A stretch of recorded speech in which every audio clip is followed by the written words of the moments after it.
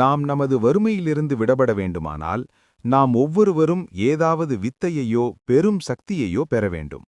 அப்படி நாம் நம்மை உயர்த்திக் கொண்டால் அளவில்லா செல்வாக்கையும் செல்வத்தையும் பெற்றுவிடலாம். ஆம், இதுதான் சரியான வழி. நாம் ஒவ்வொருவரும் வேறு வேறு திசையில் பிரிந்து செல்வோம். உலகம் முழுக்கச் சுற்றி மாயமந்திர வித்தைகள் கற்று திரும்புவோம். இன்னும் 6 மாத காலம் கழித்து இதே பௌர்ணமி தினத்தன்று இதே இடத்தில் சந்திப்போம். என்ன சொல்கிறீர்கள்?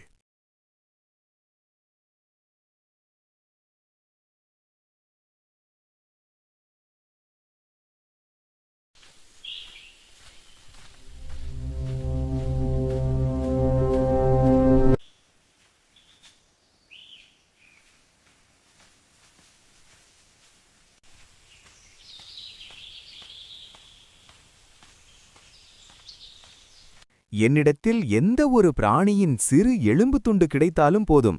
அதன் மூலம் மற்ற எலும்புகளை உருவாக்கி அந்த பிராணியின் மாமிச கூட என்னால் உருவாக்கிவிட முடியும். அப்படியொரு வித்தையை நான் கற்றுக்கொண்டு வந்துள்ளேன்.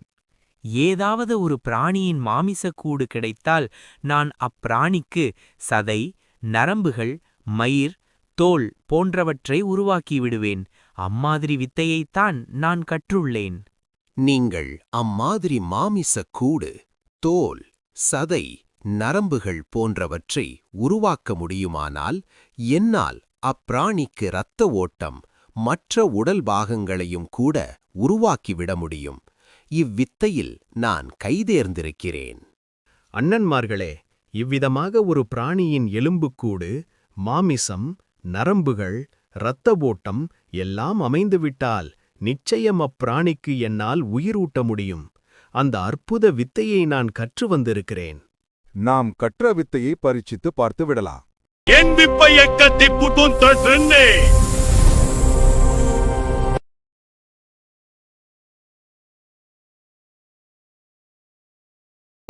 சிங்கத்தின தோலை உருவாக்குகிறேன்.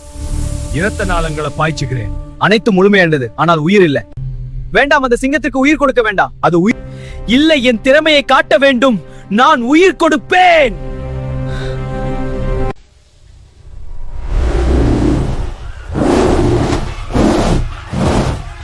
விதி வலியது என்பார்கள். யாரால் அதை மாற்ற முடியும்? சகோதரர்கள் நால்வரும் வித்தை கற்றுத்தான் என்ன? அவர்கள் திறமைசாலிகளாக இருந்துதான் என்ன? எதை செய்யலாம், எதை செய்யக்கூடாது என்கிற விவேகம் இல்லாமல் தங்கள் திறமைகளை வெளிப்படுத்தும் அகம்பாவத்துடன் கொஞ்சம் கூட யோசனையின்றி செயல்பட்டு மரணத்தை வரவழைத்துக் கொண்டார்கள்.